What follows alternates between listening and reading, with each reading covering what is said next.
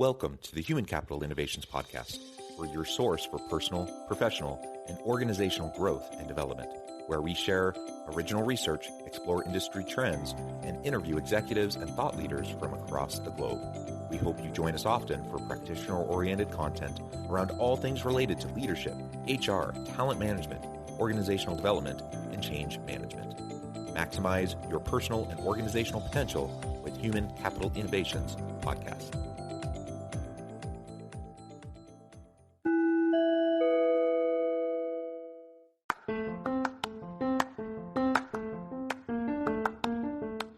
If you enjoy the Human Capital Innovations Podcast, enjoy ad-free listening by going to the Patreon page, and please consider contributing even at the producer or sponsorship level. And please leave a review. Thank you for your support.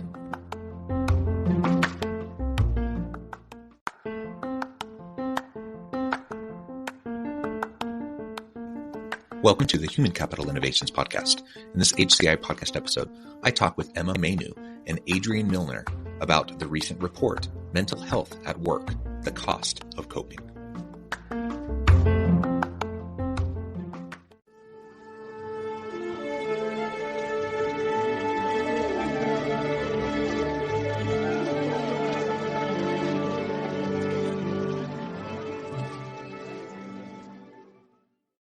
Mainoo and Dr. Adrienne Milner, welcome to the Human Capital Innovations Podcast. Thank you so much for having us. Thank you, John. Looking forward to it. It is a pleasure to have both of you. You're joining us from the UK. I'm south of Salt Lake City in Utah. And today we're going to be focusing on a recent report out by your company titled Mental Health at Work, the Cost of Coping. A super important topic. We all know over the course of the pandemic, we've seen all sorts of challenges around mental health related to the social isolation and just all of the challenges, the social, the political, the workplace challenges that people have been facing. So we're going to dive on into this and have a really great conversation. As we get started, I wanted to share both of your bios with everybody. Mainoo worked as a senior level marketing professional within global brands and agencies for a number of years. This brought great professional reward, but at the same time, she was hiding in plain sight while living with anxiety and depression. In 2012, she began a healing journey, which she later shared on her mental health platform, Surviving Sundays. In 2019, Emma became a qualified mental health first aid instructor. And today, through the Utopia mental health practice, Emma drives healthier cultures across organizations as diverse as Spotify, TikTok, Rakuten, and eBay.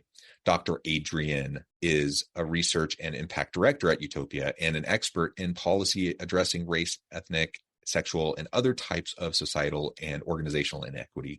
Her passion is utilizing empirical evidence and quantitative methodology to drive and measure positive change. Dr. Milner is also an honorary senior lecturer at Brunel University, London, and has authored 2 books and 40 plus peer-reviewed publications related to equity, diversity, and inclusion issues and policies. Both have just a tremendous background. I really appreciate you taking time to share your expertise and experience with me and my audience. Anything else that either or both of you would like to share by way of your personal background or personal context before we dive on into this report and really talk about the topic for today? No, you pretty much nailed it. Thank you. All right, let's dive on into this report. And I always like to ask, whenever I'm interviewing an author about a book or a new report that is released, why did you write this? Why now? Why this study? Why now? Why is this important for us? And why do we need to be paying attention to it? So the why really is kind of obvious in a way. I feel like whether you were in the workplace or whether you've been out for dinner with friends or whether you're watching the TV, there were 2 words that we kept hearing in the last few years, and they were unprecedented and uncertain. And that has been constant. It's continuous. It's still ongoing. What was less certain was the impact that was having on people just living in these unprecedented and uncertain times. And I'm in the business of going into workplaces all over the world day after day. So I could be up early doors doing a session for Asia and one in the evening. And although cultures and experiences are different, there was one thing that was the same. And it was very clear that there were 3 words I kept hearing: overwhelmed, tired, and anxious.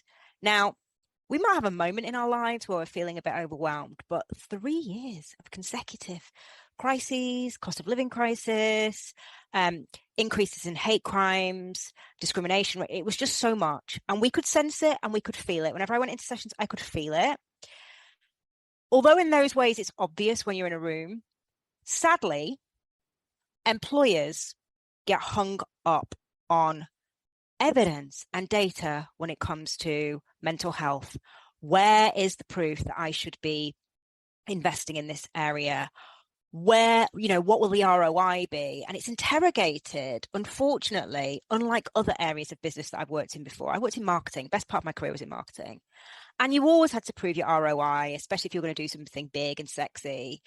But I've rarely had something interrogated, like I need to prove it as much as I do when I go into a workplace and ask somebody to really invest. I don't just mean for one day of the year, really invest in a strategic long-term mental health program.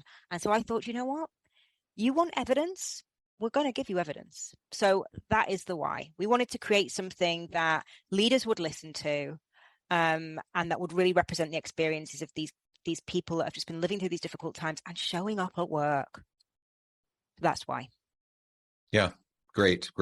And you're absolutely right. I mean, it's so evident to people. Just interact with people, talk to people, be in the same room as people, and have just a normal human conversation with people, and you'll see this. Yet we also simultaneously live in this hyper data analytics driven environment where everyone wants to see quantitative evidence for everything. And on the one hand, that's frustrating. On the other hand, it makes sense. And so you're speaking the language, right? That people want to hear, that executives are kind of demanding, and that's why you're putting the effort into reports like these. And I think that's important because it will capture a different audience, different group of people that might otherwise not pay attention to what you have to say. So I think that's fantastic. And can I just add to that, John, as well? Oh, yeah, go for it. One of the really difficult things, people want this data, they want the insight, we know, and the report has proven as well, your people are suffering, but they're not telling you. And often people are living with depression and anxiety, but they may not go and get a diagnosis. So as much as leaders want evidence, it's one of the really hard things to create safe spaces in organizations for that evidence to emerge organically and safely. So that was another reason why a report was needed, because you can say all you want. We talk about mental health here, but people don't feel safe.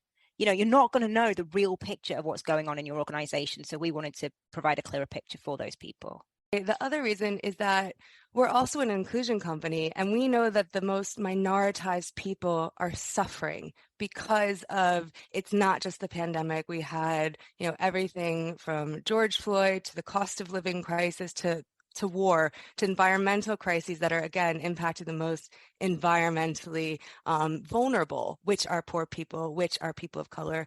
So mental health is not separate from inclusion. Mental health and psychological safety is a part of inclusion, and it is also related to especially those, again, who are the most minoritized, who are the most vulnerable, and who have suffered the last year in terms of something like COVID-19, where people, communities of color had substantially more disparities in terms of death and illness.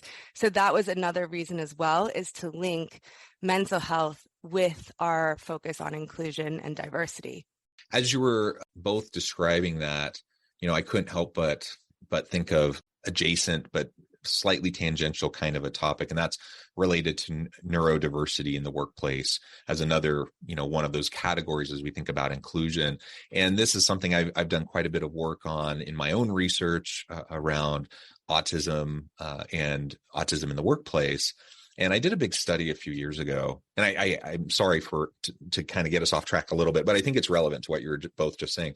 And I did a big study a few years ago, trying to understand what organizations, what senior leaders in organizations, how they were thinking about autism in the workplace, what types of mechanisms were in place, the policies, practices, and procedures to create a more inclusive, welcoming environment, one where those on the spectrum could thrive in their places of work. What we ran into over and over and over again are organizations saying, yes, this is important. Yes, this is something we want to pay attention to.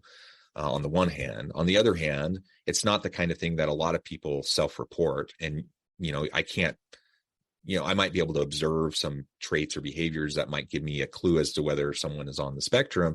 But unless someone self-identifies, I don't know for sure. And then am I going to be able to support them the way they need to be supported, or create the kind of inclusive environment that we need to have so that they can thrive? So that was a challenge, because self-reporting is really, really low for people who are on the spectrum. And then organizations just saying, you know what, while this is important, this isn't like in the top 100 things that are most important to us. And this is a fairly small group of people. And so, they didn't have any bad feelings towards them, or they weren't wanting to discriminate actively against them. But they just weren't willing to go further, right? Because they just didn't see why it was so important.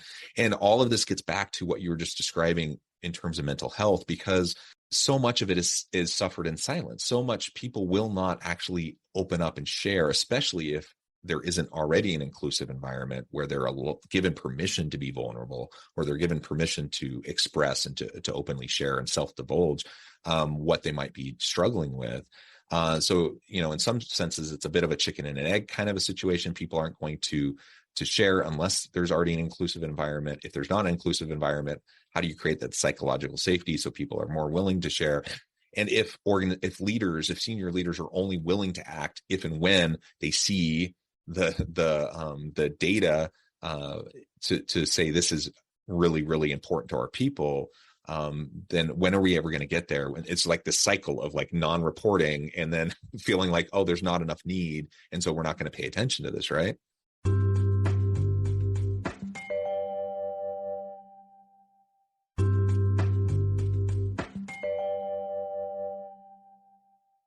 100%. And I think that the consequences are kind of there right now. They're happening. There's been a long tail of people feeling either silenced, ignored, unimportant, undervalued, and overloaded. And what we're seeing is something called the Great Resignation. That's people who are just leaving their jobs, not always with a job to go to. In times, of great financial crisis and worry, people would rather not be in their job than suffer the way that they have in the work that they've been doing. And so much of this has been preventative. But again, people just being, either told that, something isn't that important, or we do something one day a year being the focus, has meant that a lot of people have kind of flown under the radar, so to speak. And they're now making the decision to leave. So let's get into the report a little bit more. What do you think are the main takeaways, the main findings from this report? So there were a few key findings. The first thing is that more people are experiencing poor mental health than we ever could have imagined. This is a UK report, and when we went into this, we had knowledge of a UK statistic that has been used for some time, which is that 1 in 6 adults of working age experience mental health issues in any year. We found that actually more than 4 in 5 workers' mental health had declined due to external events in the last 2 years, but also 3 in 4 impacted in the workplace directly as a result of workplace issues. So for us, it was, wow, okay. These issues. So 75%, 80%, these are crazy numbers. Yeah, really. I thought I miscoded something. I always obviously check my coding and my analytics when I'm doing any sort of report. But this one I had to check double the amount that I usually would, because the numbers were so shockingly high across the board. Yeah, and I think it's really important to note at this point that the next question, I mean, it's honestly like you're in a court of law sometimes when you're presenting this data in an organization. I mean, not from this report, but when we go in and we have these conversations and we might have some insight that people aren't doing well. Okay, so you've just heard from the people that have mental health issues. Actually, you couldn't select to come into this report because you have mental health issues or are passionate about mental. This was just a completely open forum for anybody that we kind of recruited. Adrienne, do you want to say more about like who was able to? Sure. So the company we partnered with to get our sample of 3,000 participants, which is a fairly large sample, you could only self-select out of the survey. So actually people might have self-selected out if they were triggered about talking about mental health, you could not say, oh, I'm interested in mental health. Oh, I have had a mental health issue in the past, or oh, I know someone with a mental health issue. You could only select out once you found out what the topic was. So yes, that was again a really important element, that you couldn't participate just because of your own relationship to mental health and work. And I think it's really, sorry, also just to add here, I think it's really important that we clarify what we talk about when we're talking about mental health issues. We're talking about serious issues here. We're talking about people experiencing symptoms of anxiety, symptoms of depression, symptoms of overwhelm, but also some people reporting that they felt that they would be better off dead, and had thought about harming themselves repeatedly in the previous 2 weeks. And that was not an insignificant number. Adrienne, did you want to say more about that? Yeah, it was about, again, this was one that I thought, this can't be right. I have to go back to the original data. It was 34% of our sample thought about hurting themselves, or that they would be better off dead, at least several times in the past 2 weeks from when the survey went out. So this wasn't during the pandemic. The survey went out in August, this past August. So, again, those numbers are absolutely shocking that people are feeling this. And when I discussed them with friends and family, people all said, actually, that doesn't really surprise me that much. And the more I talked to people, the more they said, well, thinking about it, no, I'm not that shocked. And again, these conversations just aren't happening with leaders, with people running organizations, that they would think that people, again, these are employed people. These aren't highly vulnerable people without employment, that their employees might feel like this. I just don't think leaders in businesses have this information. So another reason, that we're really happy to share this report, because now hopefully they'll be inspired to do something about it. Well, yeah, and when I said a few minutes ago, like that, those numbers are shocking. They are shocking, but on the other hand, like you were just saying, Adrienne, it also immediately passes the sniff test for me, because as I've interacted with people over the last several years, I'm like, well, yeah, pretty much everyone I know has had challenges and issues. And so it is shocking, and it's troubling, but it's not surprising, because we've all lived it. We've all experienced this. And so yeah, it just highlights how hard it has been the last few years, how hard it continues to be for people, and why leaders and organizations need to be paying close attention to this. And I think there are things that are in the hands of leaders that came through in the report as well. We can talk about, okay, so we know who's struggling, but why? Okay. So COVID and the cost of living crisis came out really high. And this is, we've got people in jobs, some of them in very high paid jobs, some people even working in the finance sector, disclosing they're in well paid, worrying about their bills, but also having knowledge that COVID is going to rear its head again in winter, and also that some people just aren't afford to have the heating on. So compassion for others being something. But also there are things that are directly within a leader's power, really, to address. And one of the big things that came through over and over again was the need for psychological safety in teams, the need for managers to have skills training, the need for managers to be able to give space to these important conversations and not to invalidate and dismiss people and put profit before people. Those are all the things that are in the hands of the workforce. They may not be able to control things like COVID or a cost of living crisis, but there are things that you can do in your organization to help people's mental health to be better within the place that they work. Any major surprises from the report, something you weren't expecting, other than the shockingly high numbers?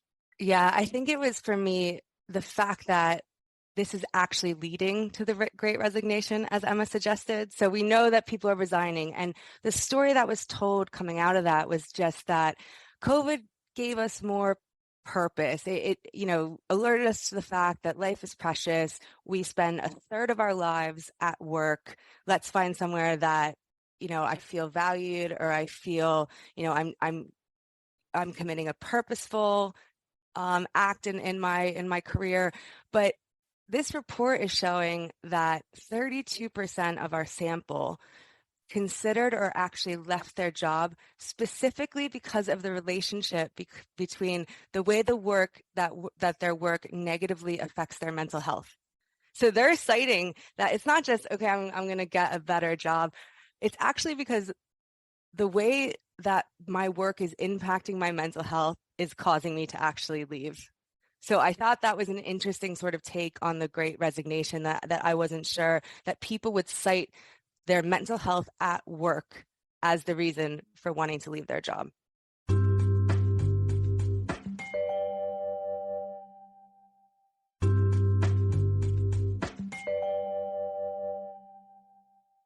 People have reframed this, the Great Resignation, the Great Reawakening, the Great Reevaluation, right? All these different ways of framing. A lot of these reframings are mental health related, right? Like people are taking stock of their priorities, their values, what's most important to them, and how this translates over into their personal lives, their daily lived experience, both, at home with family, with friends, etc., but also in the workplace. And that's why so many people have made the active choice to go a different direction, to try something else. In some cases, start their own business, do a side hustle, whatever the case may be, because they weren't willing to kind of make those sacrifices that maybe pre-pandemic they were willing to make. They thought it was necessary to, to get them ahead in their career. And now they're realizing, life is too short.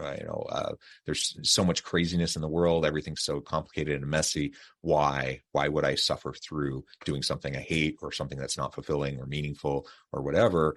And if people are struggling day in and day out with anxiety and depression and some of these, suicidality or, self-harm or those sorts of things, I think people need to take stock and make moves that are going to help them be in a healthier place.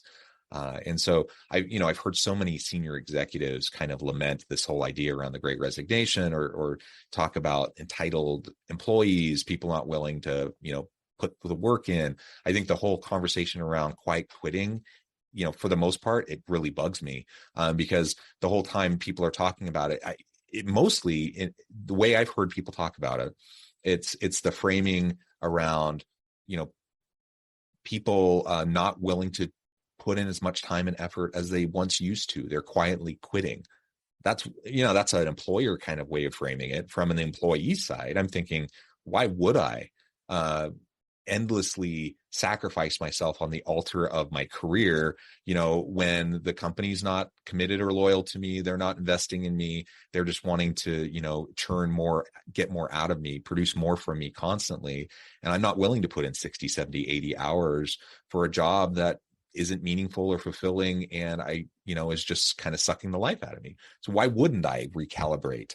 And if employers are frustrated by that, they need to take a good hard look, I think, at job design and their organizational design to make sure that they're doing things that actually make sense in the modern work world, right? Yeah, and I mean, talent retention is a huge deal to employers because employee turnover is one of the most costly problems a business can have. And something that came out of the Great Resignation in our data was that the number was about 32% for the whole sample in terms of those who considered leaving or would left their job, excuse me, because of the relationship between mental health and work. That number rose to 50% for LGBT participants and for disabled participants. So you're talking about retaining talent, but now we're also talking about retaining diverse talent. Then these measures really need to be put in place. I was just thinking that, I've lived with anxiety the majority of my life. It's something that I'm just very used to kind of living alongside now. It's not something I think will ever leave me. It's just part of me. And as much as I grappled with mental illness in the last few years, I also tasted mental wellness a lot more. Not having to run into the city, making the choice to actually relocate out of the city, being able to do things like not have to sit in a meeting room where I felt stifled and actually be over Zoom. And sometimes to have my camera off and to work in a business where I can say, do you know what, today I'm not feeling so good. I'm going to work later in the day. And I think that there are other people that maybe had some similar experiences of connecting more with nature on those days where we were told we were allowed to go out for an hour's walk. We savored it, right? And I think that as much as there has been challenge, there have been things that have shown us another life that is possible. And therefore why, we talk about quiet quitting. People have come to appreciate things, small things that they never appreciated before. And I think that therefore they're setting their own rules. And I think that's fair and long overdue. Yeah. I think so too. Setting your own rules, setting your own boundaries, reprioritizing, aligning your life with your core values. I mean, those are all great practices for a good mental and physical life, mental and physical health and living the good life. And so I would definitely encourage everyone listening to do that for themselves. But I also, most listening to this are leaders themselves. Think about what you can do to create that psychologically safe place where it's truly inclusive, where people do feel like they're valued, like they're needed, they're wanted, that they're given an opportunity to contribute in meaningful ways, and where they feel invested in on a continual basis. Create that environment, and then you can actively, proactively provide the support that your people are going to need. We all need it. 75%, 80%, those numbers that you presented. I mean, that's basically everybody is struggling. Everyone has the things that are challenging to them, and particular groups those numbers are even higher.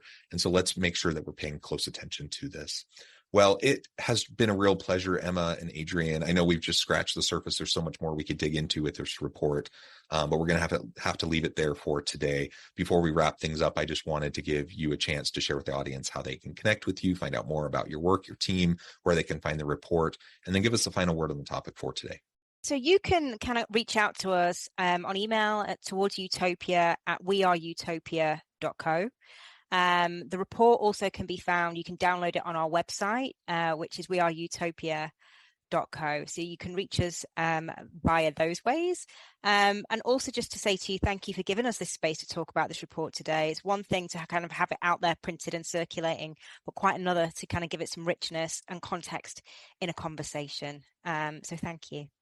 Thank you both. Again, I encourage my audience to reach out, get connected, check out the Mental Health at Work report in its entirety.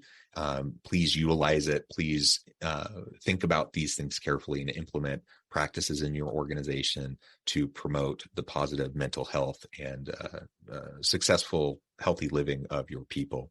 And as always, I hope everyone can stay healthy and safe, that you can find meaning and purpose at work each and every day. And I hope you all have a great week.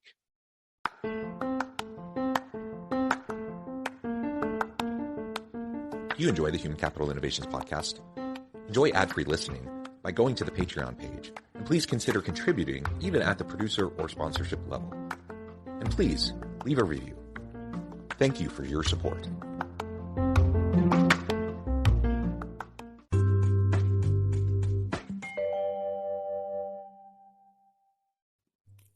Thanks again for joining us for this episode of the Human Capital Innovations podcast. I hope you stay healthy and safe, and that you have a great week.